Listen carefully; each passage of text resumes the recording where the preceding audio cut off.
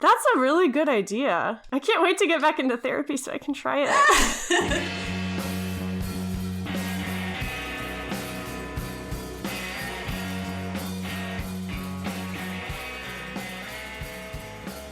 Are you ready? Yes! This is going to be a fun day. I'm glad that you are high energy because I'm getting there. Okay. I don't think I was until I plugged in. Now I'm suddenly like, Okay, well, hello, friends. Hello. Welcome to Pickles and Vodka, the mental health podcast where imperfect people have imperfect conversations. I'm Christina. And I'm Lauren. And today we will be talking about a topic of Lauren's choosing. Oh, we are? Oh my gosh. Oh. Well, good thing I have it ready. Wait, did you not know? I saw the poll and I thought it was a poll episode. But No. I just released it early. Oh, okay, but I was going to tell you earlier that I was like, I'm totally ready for my topic next week, so I'm ready. Oh my fucking god. This is...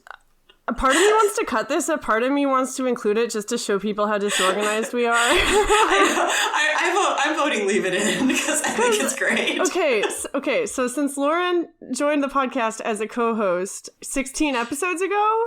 Something like that. We have been trying to figure out a way to organize the show and keep it interesting. And so we figured we would do a pickle poll one week, and then the next week we would take turns choosing topics. Yeah. And we've been pretty on top of it. Kinda. Like, we set out a great theme to be organized, but I give us, like, a C+. We got Trello. How we actually execute it. How can we be disorganized? We have Trello. Right? I wish more podcasters talked about how they made their show. Like, if you go on the our podcasters or whatever, it's just like, how do you grow your views? But you hardly ever see people being like, this is the really crude way that I splice everything together. And also, we have like 15 views and we're celebrating. Yay! Yes. I know, because before I joined this one, I looked several times into just starting my own. But I was like, I don't know the first thing. How do I do it? And you can't find that. No, you just have to jump right in and start. And you have to be doing it for the right reasons. Like, I just do this for an outlet and like to have fun. Yeah. And because I'm passionate about it. You know, like if I ever started trying to do this for money, I don't think it would be fun anymore. That's true. And I also don't think that we'd be very good at it. I also don't think people would give us their money. Yeah. Anyway, this is the amazing podcast about mental health. And we are the hosts and we're fucked up.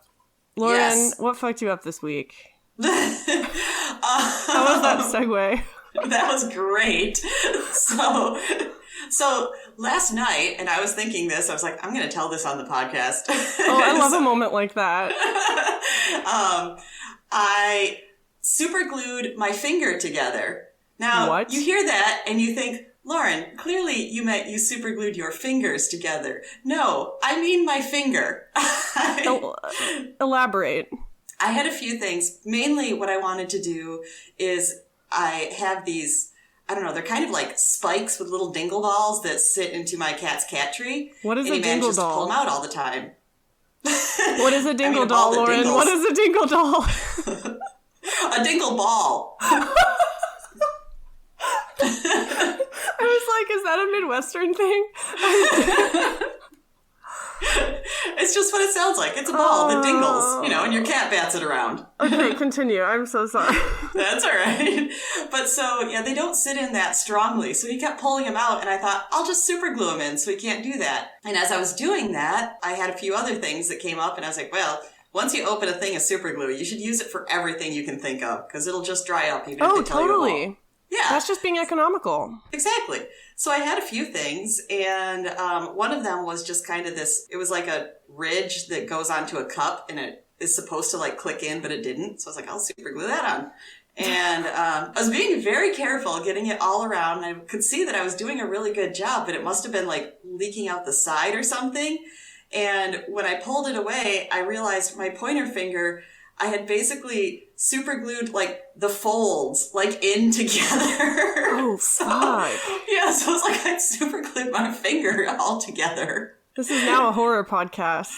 Yeah, it was. Although I would like to sing the praises of Skin So Soft that you can get from Avon. Not sponsored. Nope. but it is the only thing I've ever found that can get like gumminess from price tags off. I used to use it on books. Yeah, it is perfect for that. I have a ton of books because I buy all my books secondhand with few exceptions because I'm cheap.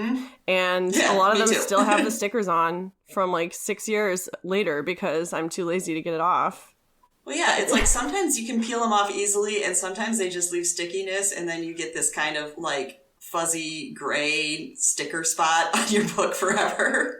Dude, it's kind of like revisiting past traumas. You like go to clean a little bit off and you get tired and you don't see the point and you're like, I'm just going to leave this on. Hopefully no one notices.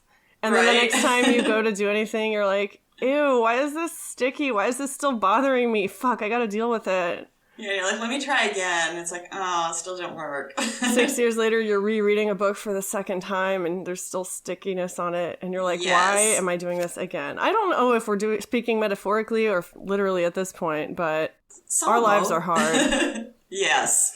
But anyway, yeah, so Skin So Soft gets that off. So after trying, like, especially because I'm not totally unpacked, I was like, where's rubbing alcohol? Oh, do I have nail polish remover? I was just trying anything I could think of. I would have thought that the medicine cabinet was the first thing you unpacked, because that's what I would do. Well, for one thing, my bathroom doesn't have a medicine cabinet, so I'm kind of making do with what I can, like, squeeze into areas in my bathroom. So I have, like, necessities. I have a cute little portable medicine cabinet that I found at TJ Maxx. Ooh, I might have to check this out. Take a picture. But yeah, so the Skin So Soft worked. I, just kind of like put it on, held it on for a while, and actually now my fingers are perfectly super glue free. I love that for you. What did you learn? I learned not to super glue your finger together. I'm trying to get into manicures at home because I'm tired of paying a lot of money to have cute nails. Because, like, I know it's a luxury, but working in the service industry and dealing with chemicals for most of my life and then, like, being bulimic and, like, binging and purging all the time, my hands have always been disgusting and my nails have always been really brittle and short for my whole life. And so one of the things I've been, like, really working on in recovery is, like, getting cute hands again. But it's so fucking expensive. But I still consider it self-care. Like, it is important to me. I've decided, like, it is important to me. And so I got all the stuff to do it at home, but it's so complicated. And there's, like, so many chemicals and stuff. Like, you were talking about super glue. It's like, if you do one thing wrong, it could fuck up my nails even more. Yes. But, like, I've been watching a lot of videos, and it's so soothing. Like, just watching the videos has been really helping my anxiety. So I'm like, okay, maybe I'll try it. Maybe after I record with Lauren, I'll, like, try it. Yay. And I agree with you. Like, even if it's expensive, I see that, like, bulimia is not conducive to nice hands. So I can see that as a very good, like, taking care of yourself. Yeah, awesome. Bulimia is also not conducive to a fat wallet. That too. Yeah. Funny that you mentioned DIYing too, because that was the internet hole that I fell down that almost made me late. The t-shirt that they sent me home with from the psych ward. Because I came in and all I was wearing was this tiny little strappy tank top because it was summer, and I also was earlier being ridiculous dancing around the house trying to make myself feel better. Naturally. And I understood, and also I would be freezing cold, that they were like, we can't have you wear that, when I wanted to get my own clothes. But they get some donated, and, because that's what I said. I was like, I just want to wear my own clothes or some clothes. I've been sitting here. I just want to wear some clothes. Yeah, I was sitting here in your stupid scrubs for a day and a half. And so what they found me was just like one of those classic army green t-shirts that says Army over it. Oh, yeah. You can find 1 million of them at any Salvation Army. Right. But it has a really, really tight neckline, which I hate. Oh, I hate those. Yes. So I'm looking into like altering t-shirts so that I can, make it fun and be like, that's my psych ward shirt. Oh, real talk, Lauren. I have been really struggling with my body image this week. Not gonna lie. Especially, okay, and the source was not something I was expecting.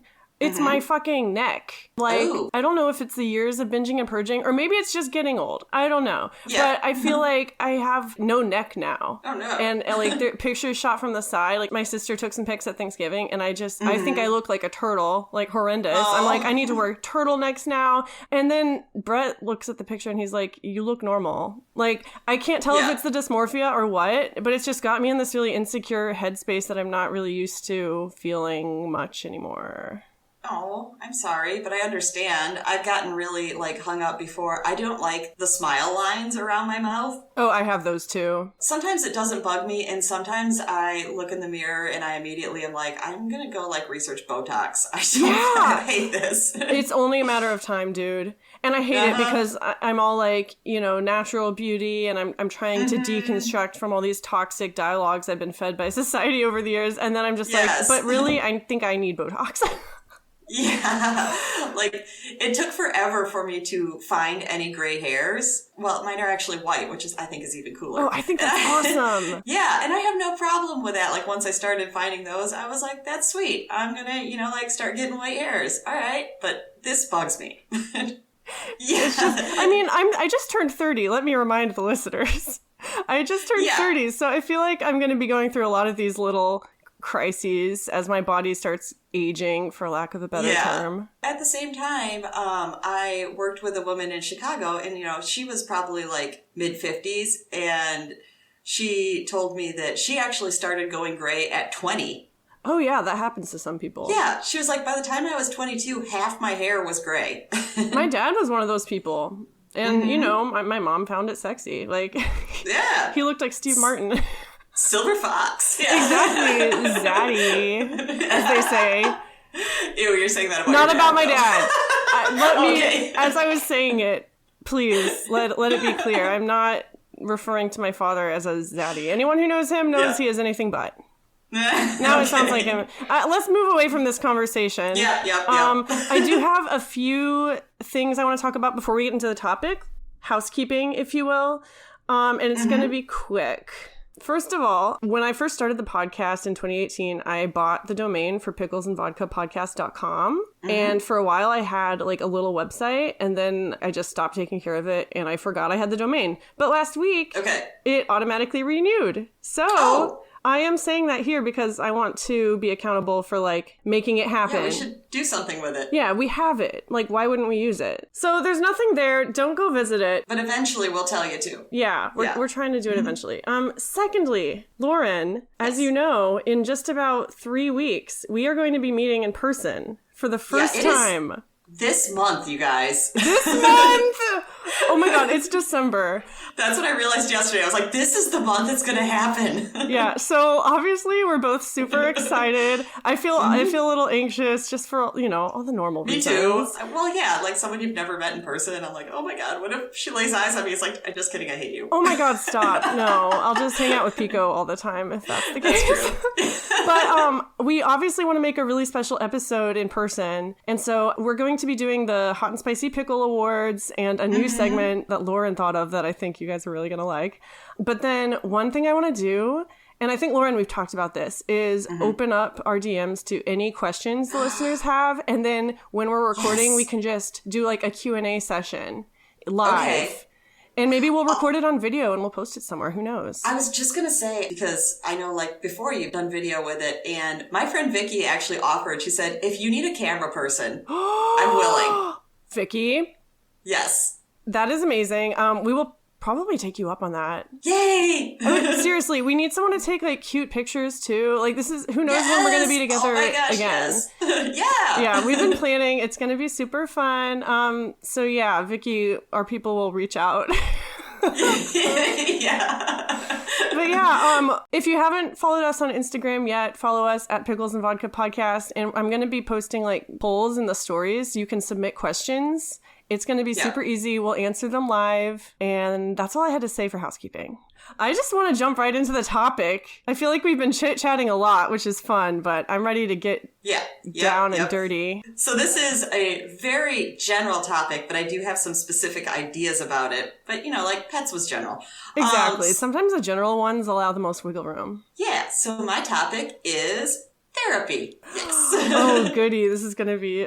You know, it's funny because I was talking to my sister Bonnie last night and she just recently quit therapy just because she didn't like have time. And I was like, yeah, that's a thing. It can be really hard sometimes to fit therapy into your life. And sometimes if you're like me, like you've had a bunch of therapists and some of them were bad and maybe a couple were good and it's expensive. And it's like, is it even worth it? What is this doing for me? So this is a great topic. I was thinking that too. Like if you're just kind of like mediocre about it, then sometimes something deciding is it can be really expensive. Yeah. Did you have anything right off the bat that you wanted to talk about in particular? Yeah, so I feel like a good thing to start is just positive and negative experiences you've had with it. What's the first therapy experience that you had? I know it was either the last episode or the one before when I mentioned suddenly having panic attacks pretty much 24/7. Yeah. My parents found something because, they were watching this go up. The time when I was having those panic attacks ended up with them picking me up because I was supposed to be in my brother's wedding. You should just tell the story. Yeah. So I started having panic attacks out of nowhere. I didn't know what they were, which means that you think that your heart is going to beat out of your chest and you're going to die and you don't know why. I've been with people that's happened to. Like, it's real. And one of the main things for me was I felt like I was going to die if I did not stop moving. I remember it started, I was sitting in a lecture hall and I just suddenly had to get up and walk out because I couldn't sit anymore or else I thought that I was going to just like pass out or throw up or die. Or all three. Wow. Did it originate from a feeling or an external source or like... That's the thing is I have no clue why it started. I don't feel like I had anything to signal. It was just like one day I'm sitting in a lecture hall and I'm just suddenly like, oh my God, I got to walk or I'm going to die. And from there, it was constant. I mean, my roommate and we had kind of like a suite style. So like the suite mates next to us, they were all kind of like freaking out because I was just literally pacing around the room because that's all I could do. And at night, everyone would go to bed and I would just like walk up and down the hallways of my dorm until finally I think I like passed out of exhaustion. Due to fluorescent lighting. Yeah. and this went on for a couple weeks and then my parents were picking me up to be in my brother's wedding and, they could see, they were like, oh my God, what the fuck is wrong with you?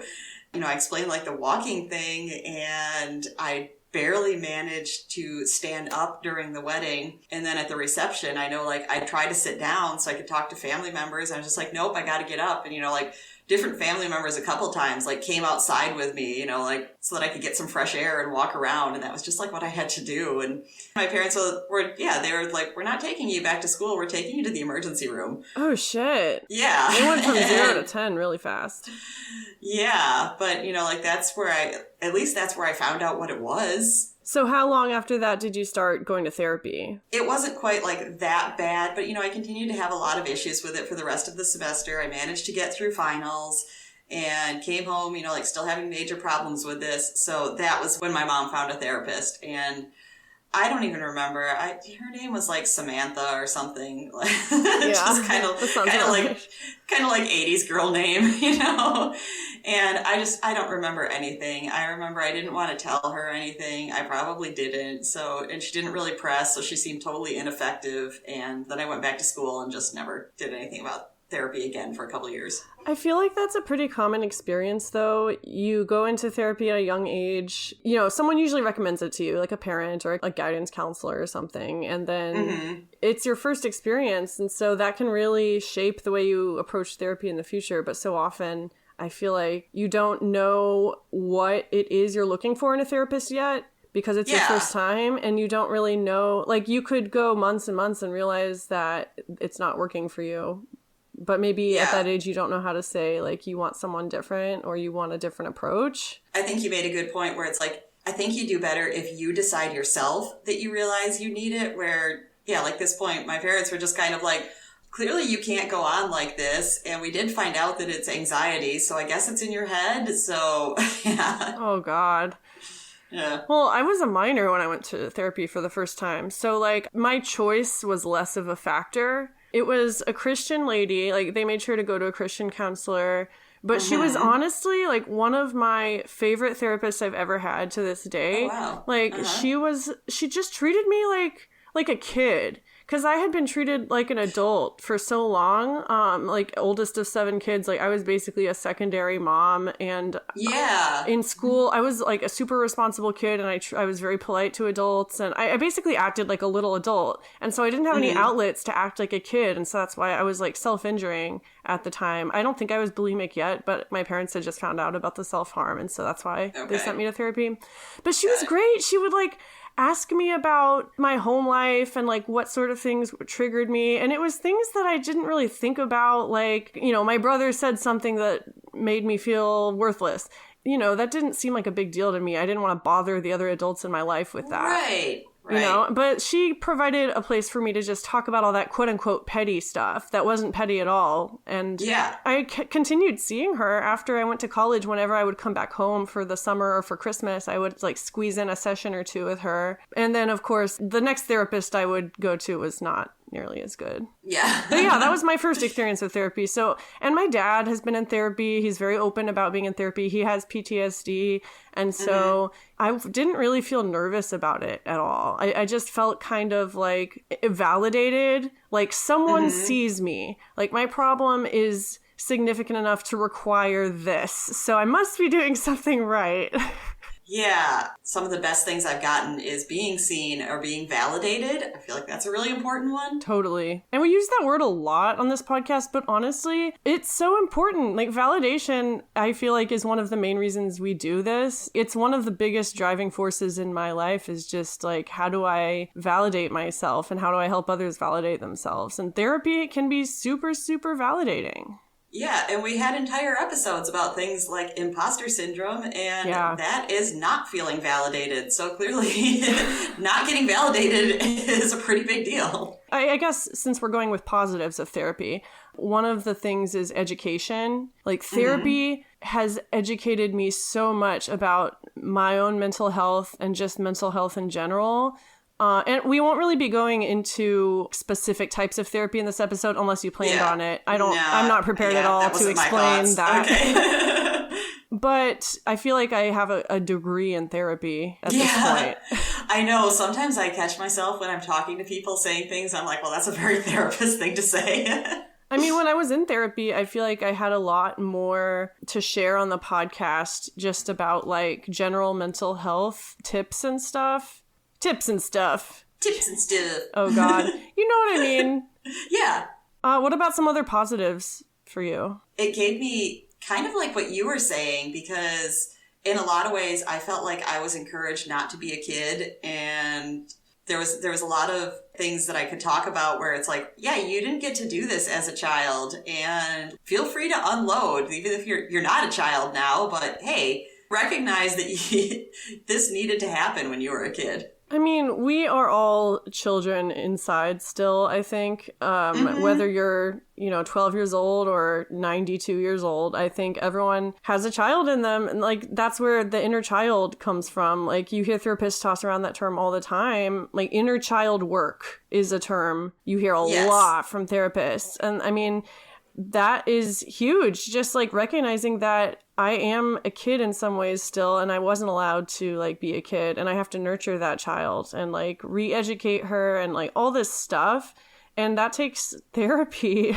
Yeah, and, like, one thing that I really didn't get a lot of growing up was attention. Yeah. I mean, not, like, purposefully being like, I'm not going to pay attention to my child, just kind of like my parents maybe needing to put their attention in other places and seeing like, oh, like she seems pretty good at like entertaining herself. You talked about that on the last episode, how you were rewarded for being like self-sufficient. I can relate to that too. And from that, I felt like growing up, then suddenly like needing attention became like a dirty word. So, it was just kind of like, ugh, I hate people that are like grubbing for attention. That's gross. I would never be like that. It's such a dirty word. Like selfish is a dirty word. My friend that was also in treatment with me the first time reminded me that one of the like group therapists said, like people see it like so badly, like someone, they say like, oh, they're just doing that because they want attention. And she's like, you should see somebody doing something for attention and say, clearly that person needs some attention and that's why they're acting like this. Yeah, like, so what if they're doing it for attention? They're clearly not getting attention and it's fucking them up. Yeah, like sometimes people are doing it in a maladaptive way, but the point is, whether they are or not, is that this person needs attention. People need attention to survive. Plants need attention to survive. Yes. Like, fuck, if you don't rotate the mattress every few weeks, it's gonna... Like, everything needs attention. It's not a bad word. And I'm so sick of being shamed for, like, wanting attention or... this is a tangent, but I'm mad now. No, it's a mini tangent, because I feel like it still relates. I mean, everything relates to therapy, honestly. Then when you have like one person that is sitting in a room with you for an hour dedicated to only hearing about you, then it's like, I'm getting some of that attention. So yeah, that's definitely a positive to me. Another positive, I think, is just having a neutral third party. I have been journaling my whole life, and I have a podcast where I just unload my feelings. And so I thought, like, I'm really good at processing alone. I don't need anyone else to talk to. But there is something really freeing about just saying the same things that you say to yourself to another person who doesn't know you and realizing, oh, this is kind of fucked up. It's kind of hard. It can be a tough pill to swallow sometimes to realize that you have been saying all these toxic things to yourself. Mm-hmm. Or that, like, the way you've been thinking is totally wrong and you need to change. Like, that's scary. Yeah. And on a kind of, like, opposite but similar thing, when I've had good therapists, I feel like they've made a point to tell me, you know, I'm on your side, just so you know. Like, that's what I'm here to do, is be on your side. Like, I'm not going to support, like, if you say, like, I'm doing all of these terrible behaviors and I'm just fucking myself up, and she'll be like, you go, girl. But, yeah. You know, but if you are trying to, like, yeah, put yourself down, like, I shouldn't think like that. I shouldn't do that. You know, like, the world doesn't want me to be this. And she's like, no, I'm here for you. Yeah. I have still struggled a lot being honest with therapists. I feel like in the last just few years is where I've really noticed a switch, that I've apparently gotten, like, very honest, and, you know, I have no problem just spilling it all out there. So I don't know, maybe when you're like 37, then you'll be able to be completely honest. That's the magic. That's maybe around when it started. Yeah. Other positives before we go into negatives. If you have any, I think I'm tapped out on positives. Yeah. Or maybe I just want to start talking about negatives. I know. I do want to start talking about negatives. And I don't know. I feel like there are therapists who listen to the show, and I fucking love therapists. But oh, really? Cool. At the same time, we've both been burned by therapists, which we're about to talk about. Yeah, when I was thinking about talking about negatives, I was actually going to talk about bad experiences. So it's not like a negative of therapy. Exactly. It's just, yeah. These are our personal experiences. Maybe learn how to set boundaries by listening to them. Or maybe learn how to pick a better therapist. I don't know. Maybe don't learn anything. Maybe just enjoy the ride. Enjoy the ride. So tell me about some negatives. Okay, so the year is 2010, and I am living in Oklahoma. Yes. No, actually, I think it was 2011, but whatever. Okay. I was like 19 years old. I had just graduated from high school in Chicago, moved to Oklahoma to be as far away from my family as possible, but the catch was that I had to go to this super strict Christian school. But whatever, I was used to growing up in that kind of environment, and I wasn't expecting, though, for my bulimia to come back, like, almost instantly. Okay. And part of it was I did start to deconstruct my faith, like, in the first 6 months I was at that school. Being someone who struggled with mental health and finding myself really struggling, I didn't find a lot of resources there. Everyone just told me to, like, pray about it or whatever, and I was feeling really frustrated, so I went to student services and found a counselor, and I started seeing her weekly. So I was there because I said I was struggling with bulimia. I remember I showed up to her office with, like, a Frappuccino, which, you know, is not a low-calorie thing, but it was, like, the only thing I had all day. And she just made a comment about it, and she was sitting with, like, her feet propped up, eating something herself, and it was just really off-putting. And the rest of the time I, like, spent with her, I honestly don't remember a lot of it because I just remember the way she just would lean back and, like, eat while I was talking and just kind of give me really generic answers. And I left feeling worse than I did when I went in. I can't even remember anything helpful she told me. Ugh, that sounds like my first dietitian experience. Oh, God. She was terrible. Yeah. Next week, we'll talk about dietitians. Yes. No, but yeah, that put me off therapy for a few years, honestly. So my negative experience is I have had a unreasonable amount of therapists flat out ghost me. Oh, shit. See, I'm usually the one doing the ghosting, so it'll be interesting to hear this point of view. So the first time that it happened to me was also, like, the first therapist that I really felt like I connected with and could very slowly, because it was the first time I felt comfortable, so it was a very slow process that I started to actually open up. I probably had pretty significant eating disorder going on, but I didn't want to say that first. I'd just come in and be like, yeah, I just need some help with like depression and Was stuff. this before you had been to treatment for your eating disorder? Oh, a long time before. I was like 23. So this is way before, if I remember correctly, before you even admitted that you had an eating disorder. Pretty much, yeah. It was just kind of like I knew in my head, like, I think so. But you hadn't, like, come out of the closet, so to speak. Exactly. But yeah, so we were actually kind of like just starting to get into this. Oh, and I've mentioned before, this is also the therapist that first introduced me to the idea of probably being borderline. At that time, at least. Okay. So also, like, she gave me this, and like I've talked about, I was actually excited about it because it explained me at the time. But it's also a hard, diagnosis to get through. So right in the middle of all this, I to this day don't know what happened. I was going through community health service because then I could get it essentially for free. And one day I get a call from the community health service just saying, so-and-so, your therapist is no longer with us. So we will find somebody else new for you and contact you when we do.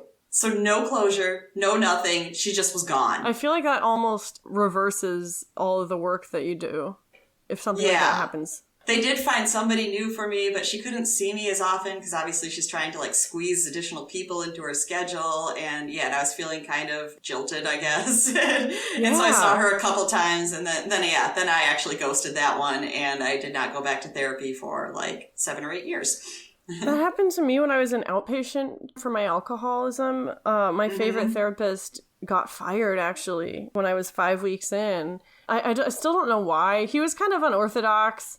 And so not all the patients liked him. So I feel like it had been a long time coming. But at that point, I was just looking for an excuse to get out anyway. And so that's when I dipped. Oh, yeah. And this one, just to speculate, because like I said, they gave me no information. They're just like, she's not with us anymore. The appointment that I'd had before they called me about that, I sat there in the waiting room and I never actually saw her. People were just kind of like running in and out. And then somebody came out and they said, she's dealing with an emergency and is going to have to cancel this week. I mean, therapists do have emergencies. Like they're people like everyone else. Totally. And it's happened to me like other times with other therapists since, but just that this one, like that happened. I left. I get the call. She's gone. Ugh, that's devastating. Just such a strange, crazy turn of events. I was just like, I don't even know what to do with this. One of my therapists started her own practice. When I started seeing her, like she was one therapist of many in this agency. And then like in the middle of my treatment with her, she started her own practice and I actually went with her to her new practice and because she was that good. Like she actually would look up articles on some of the stuff I talked about, like growing up in the religious organization or whatever. She would like look up articles about that religious organization so she could be better equipped next time I came in. And when she was actually the one that was overseeing me when I went to inpatient treatment. So like she found my new therapist at treatment and emailed her like some of these articles. It's just such an amazing person. And then I lost my health insurance and never went back to her. That's so interesting because I actually had a similar experience. I was seeing a therapist that I really clicked with, and she is the one, that first got me to go to residential. And she also started her own practice, and I moved with her. But then she's the one that fired me. Awkward. Yeah, because I came out and, it was the time where, like, insurance, like, abruptly cut. And, what episode is that? 44? If you want to hear about how, insurance just, like, immediately sent me home and I was totally fucked up. It's a wild ride. Yeah. That's even with insurance too. God, it's so fucked up.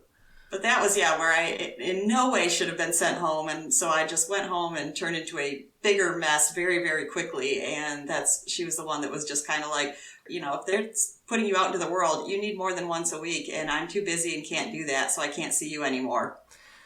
Now, that kind of leads into something I wanted to talk about, which is boundaries with therapists. I mean, it sounds like she was establishing a boundary with you. Yeah. In that case. And I mean, I'm not a therapist. I don't know if the way she did it could have been done better, but that does happen. And so, like, how do you establish boundaries with your therapist so you're less let down when that happens? Like, it's a rhetorical question. Like, I don't really have a good answer. I don't know. I was wondering if you had an answer. Not really. I mean, I just reminding myself that this is thinking of it like my doctor, you know, who gives me a flu shot.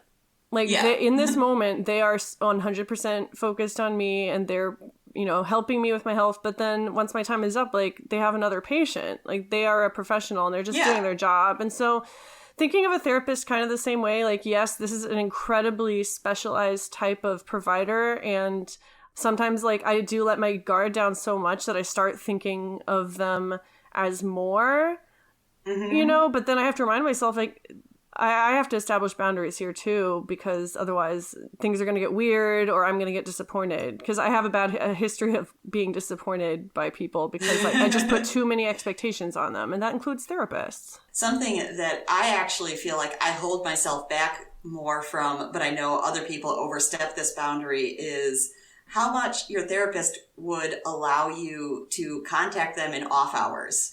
See, I have never contacted a therapist. Well, okay, no, that's a lie. I am very much a nope. I had to be blackout drunk to do it, though. Oh. Like, that is how hard it is for me to, like, inconvenience anybody, even someone that I'm paying to be there for me in emergency situations like this. Yeah, I feel like I've challenged myself a couple times recently, and I will allow myself to email them in between appointments. Oh, that's a good call. Which, means, like, I know they can get to it when they need to, or whatever. And then they have a record, at least, like, when you come back in later, they're like, so let's talk about these emails. Yes. That's a really good idea. I can't wait to get back into therapy so I can try it. But I mean, I would even hold myself back from that sometimes. Like, I don't want to just, like, keep bombarding them with my emails, which meant I was going to email them once in between sessions. Well, I feel like we've all seen that stereotype of the neurotic patient on TV who, bombards their therapist outside of constantly. Work. Yeah, and so no one wants to be that person. But, like, if like when the time I did do it with my therapist I was seeing at the time, I was, like, on the verge of suicide, just blackout drunk, and he's the one. I really love the way he handled it. He didn't, like, call the cops on me or anything. He was just like, do you think you could come in tomorrow morning and we can talk about this? And I was I've like, heard okay. that with a lot of friends that have had, like, been in a real crisis moment, and they're like, well, I can make time for you, like, later today or tomorrow. And that was, like, I just needed to survive to that day. Like, I could do that. And then, you know, then he did convince me to go to the ER, and, like, they got me into rehab, and, like, that was the whole thing. But I wouldn't have done that if it weren't for him.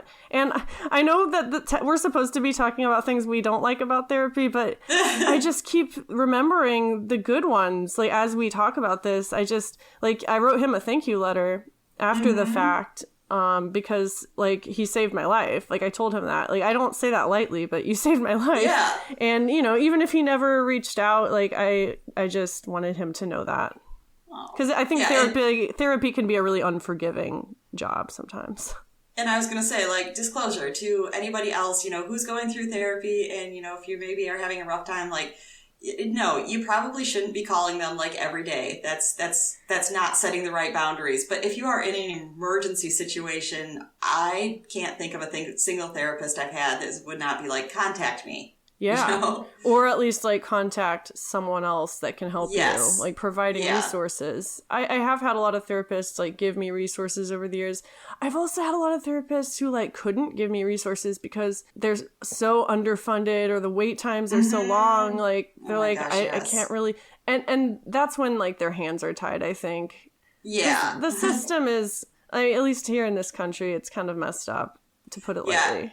I feel like every therapist that I've had that I've actually, like, gotten along with and opened up to, at least, like, at one point we all have to be like, fuck healthcare. It's such a shit show. Like, they all agree. They all do. I mean, therapists don't get paid a lot. No. You know, it's bullshit. Any of our listeners who are therapists or on the path to become therapists, you have our respect, for real. And you're probably cool because you're listening to this podcast. So none of the bad things apply to you. No. And I know some that I've had in the past also, they actually prefer to do like a sliding scale because then you can often, just you pay them cash, whatever you can afford. And they prefer that to dealing with insurance. I have always been too scared to talk to my therapist about money, but that is good to know. Yeah, because that's what I heard, a couple like specifically tell me. They're just like, we actually prefer that to when you have like a copay and having to deal with your insurance, because they said it's so hard to get compensated from the insurance. I'm not surprised. Yeah. Are you currently seeing a therapist right now? I just started with one. I've seen her, I don't know, like 3 or 4 times. Okay, how's it going, if you don't mind me asking? It's going all right. I mean, it's a new person, and that's like, with all that I've seen, that's kind of annoying. Well, yeah, you have to tell your whole life story and like kind of give a PowerPoint presentation of your trauma. Mm-hmm. That can get exhausting. In all the beginning sessions, even, like when I've given an overview, then I feel like things keep coming up where I'm like, oh yeah, you don't know this. Hang on, let me explain this one to you. Yep. I was coming to her after my previous therapist, who actually was like one of the best fits I felt. And, like I got so much good stuff done with her. But I figured out between the beginning of 2022 up to, I think, like July is when I stopped seeing her. Mm-hmm. I'd had 22 appointments scheduled, and she had canceled 12 of them. That's so crazy. And I was just like, it does me good when I get to have an appointment, but if I have to miss more than half of them, that's actually not doing me a lot of good. Hot take. If your therapist is making you want to go to therapy, maybe see another therapist. Like, if your therapist is giving you trust issues. Yeah. I don't know. I hope I can get to see another therapist soon, but I am feeling kind of jaded about the whole process. Just like getting to know someone new and sinking in months, and then maybe it's all for nothing. At this point, I'm trying to... It's good that you picked this topic because it's a good reminder that it is worth it. Like, even if you have to work hard for months and then maybe it's a bad fit, like, it is worth it when you find that person. And at the very least, like, it'll lead to growth. I'm glad I did not realize that you did not ask about things like a sliding scale. I'm like, that is the first question I ask when I contact a new therapist. Do not feel guilty about that. Do it. Tell them you can't afford a lot. Yeah, I need to be better about that. Yes, don't feel embarrassed about that one. That is such a common thing. What else should people know if they're thinking about going to a therapist for the first time, do you think? First, I just wanted to say that I've come to the conclusion that I believe that everyone in the world could benefit from therapy. I don't believe everyone needs it necessarily. You're not at like I'm not going to get through the world if I don't have it. Exactly. You should never, if you feel like even like you want to have that person to talk to and relate to, then yeah, you should never be like, oh, but I'm not messed up enough. Yeah, who couldn't benefit from talking to someone? Like, it just blows my mind when people have such a stigma about it. I mean, I know that there are a lot of reasons why society has stigmas against therapy, but still, it's not a big deal. Yeah. It doesn't have to be. I feel like one thing is they're kind of there to help you like learn about yourself actually, or make you like realize these things about yourself. So yeah, who couldn't benefit from that? You probably have trauma you didn't even know about. Don't you want to find out? Yeah. I can't wait. No, seriously, everyone should see a therapist, and therapists are great, but also draw your boundaries and know when it's time. Yes. You should always prioritize yourself. You don't owe the therapist anything at the end of the day. They are trying to help you. Yeah. So, a total little side comment thing that I also wanted to touch on is the idea of group therapy, because that's a whole different animal. Okay, I kind of like group therapy a lot. I do too, but I also see some big negatives to it, even though I enjoy it. Oh, totally. I know what my biggest complaint against group therapy is, and I'm wondering if it's the same. I was going to say, I bet it is. Should we say it at the same time? Yes. All right. 3, 2, 1. People who monopolize the people who monopolize the conversations. That's a great one. And competition too. Holy shit. Yes. You go first. I feel like since we've both been through this, like it's a huge thing, particularly in like eating disorder treatment, is people are competitive as fuck. Oh my God, yeah. Yeah, it's all, like a place that I went, they used to call it war stories, that everyone wants to have the worst war story. Yeah. It's just like 12-step meetings. Oh, yes, because you're encouraged, I feel like, to tell your war story there. Yeah. I can't believe I didn't think about that right off the bat. That is a huge downside, because then you're not even focused on the reason you're there in the first place. You're just like, oh, should I be worse? Yeah. Or like, I don't think I should add to this conversation because my story isn't as bad as this person. And I've definitely talked to people where it's kind of like, I'm just trying to like be vulnerable and share something. But, like if I say anything that had, like a bad outcome or something, then they have to be like, oh yeah, I did this. I had this happen. Like this was me. It is a balancing act, because you do deserve to take up space and you should take up space, but also you need to be conscientious of the people in the group and like making sure everyone has space to talk. When I was in treatment, we did group therapy multiple times every day, and one of the therapists would always say, like, you need to be just as involved with listening as you are in talking. Like when you feel like you have to say something, just sit back and listen. And maybe see if there's anyone who has other insight that doesn't talk all the time, maybe. I don't know, just making people think about how often they talk without shaming them for talking, if that makes sense. Yeah, and I know, like, I came out of the gate saying the most competition seems to happen in, like, an eating disorder setting because there are so many people that actually want to get worse. That's one of the few things where I feel like that happens, so I feel like, that's a thing, but... Mm-hmm. But I mean, I feel like you also see it in everything else. And it's not people necessarily wanting to get worse so much as maybe they need some attention. If you're talking about like being depressed and suicidal or something like that, then, someone has to come up and be like, oh my gosh, like I did this and I almost died from it and had all this happen. It's kind of like them saying like, notice me too. I had a really bad experience. So here's a question. Do you think if someone's never been to any therapy at all, they should start with group therapy or one-on-one therapy? I think whatever makes you feel more comfortable, because I could see some people being like, wow, I am not ready to just have the spotlight on me. Yeah. And usually any groups I've gone to, most facilitators have been like, especially if you're new to it, like you can just sit and listen if that's all you feel ready for right now. Oh, totally. If you're someone who doesn't know how to express yourself to another person, or you're out of practice, it can be really helpful to hear how other people do it and to know like, oh, I can do that too. Yeah, definitely my first groups, that's what I did. I just sat there and was like, I'm just going to see how this goes before I call any attention to myself. But the downside of that, I think, is like when you go to one-on-one therapy, the focus is 100% on you and what you need. And I think most people, when they think of therapy, they think, this is for me. So group therapy requires a little bit of an adjustment, I think, in your expectations. Yes. You need to remember that this is for everybody, and some people might not receive what they need the same way that you do. Like some people might need, to talk for 5 minutes straight, and that's how they heal, and that's what they get out of that session once a week. But you might not like that. Well, big deal. It's group therapy, Yeah, I feel like an individual therapy is really, for things that we've talked about, and it is just for you. But I feel like a big aim for group therapy is always like just letting everybody know, like, you're not alone. It's not just you. Yeah, that's the biggest thing I take from it. And it's fun to talk to other people. And I mean, it's like having this podcast like that we have once a week. It's like that, but imagine with like 6 more people. Mm-hmm. And I mean, I know we've brought this up about all sorts of different things, and group therapy is a good thing for this, where it's like you're doing something and you're almost like embarrassed because you're like, oh my God, I'm the only one that is this messed up. And hearing someone say that, I know, can suddenly just be like, oh. Sweet, sweet validation, baby. Did you have any more to say about monopolizing? Because I think that's a really good thing too.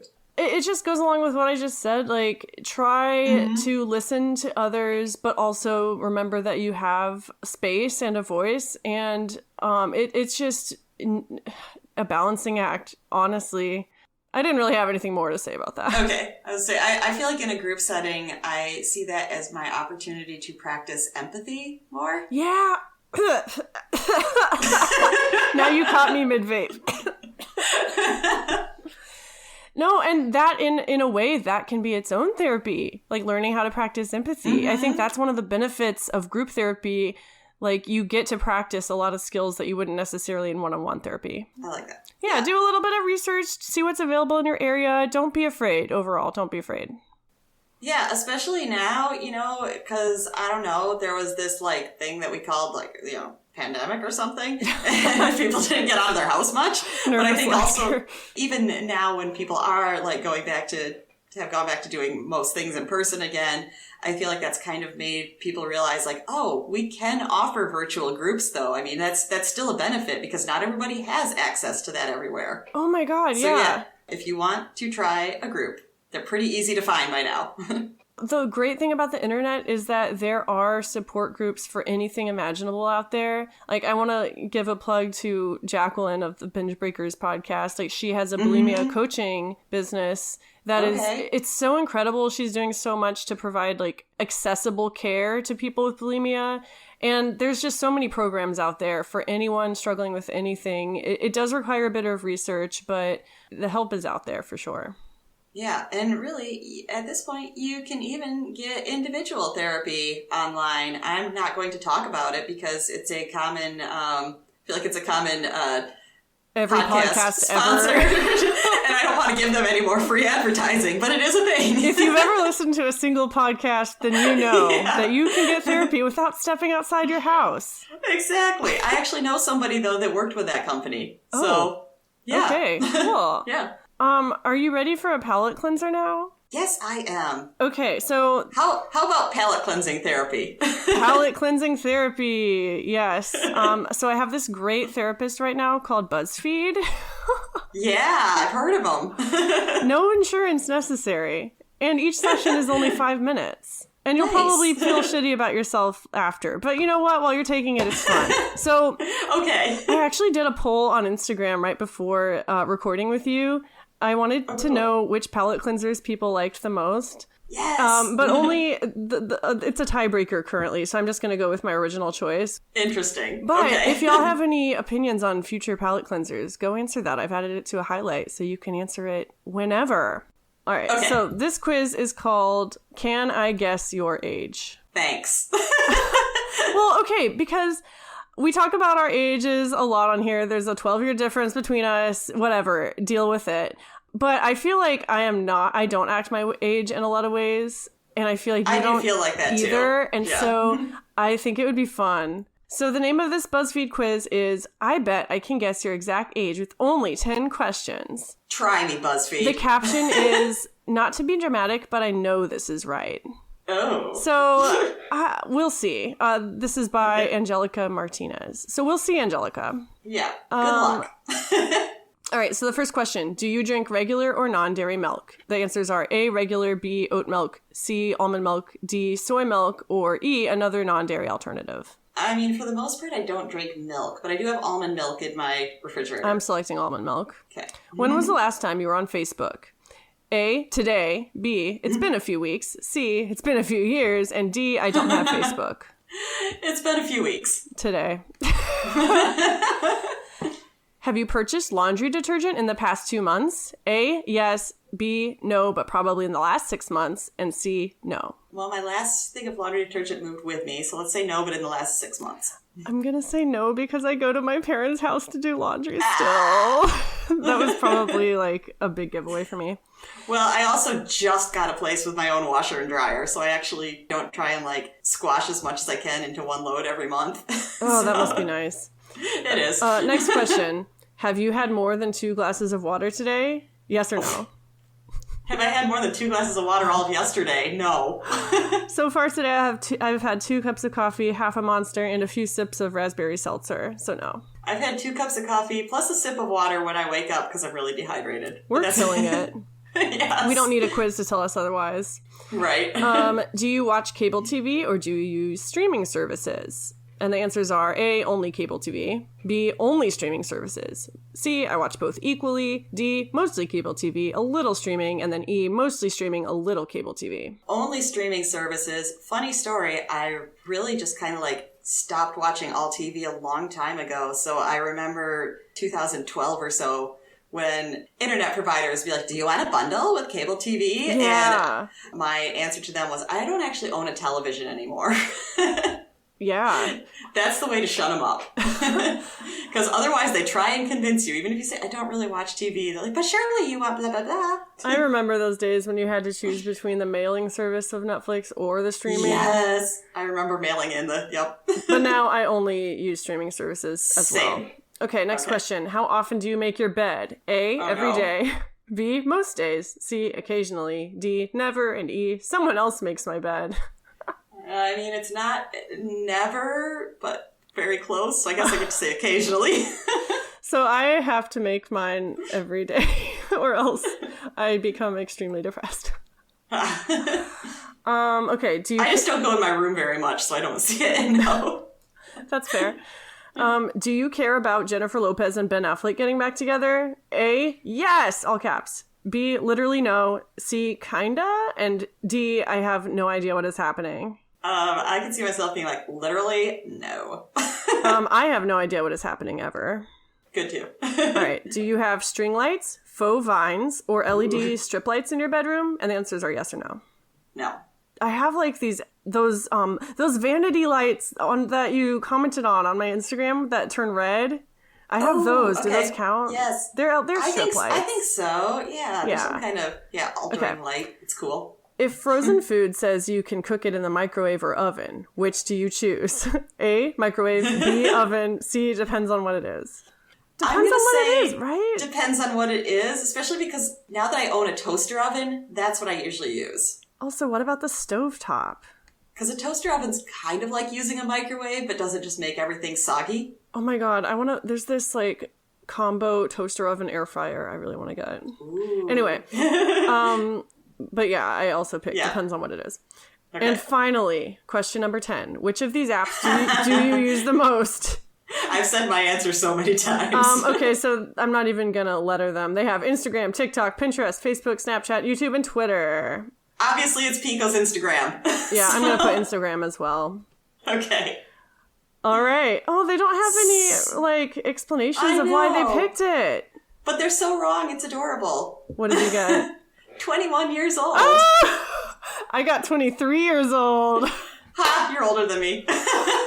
That was kind of validating, but kind of stupid. Yeah, at least we can both vote. Exactly. We can both vote, but we can't rent a car. Right. Okay. But we can host a podcast.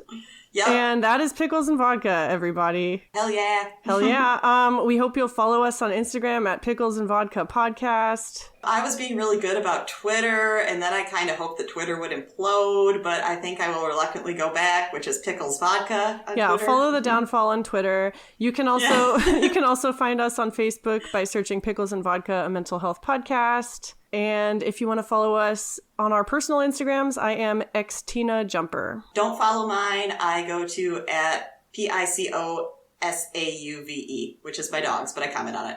Yep, if a random dog is following you, it is Lauren. Yep. Don't forget to answer the pickle poll for next week, and we'll see you then. Bye. Bye.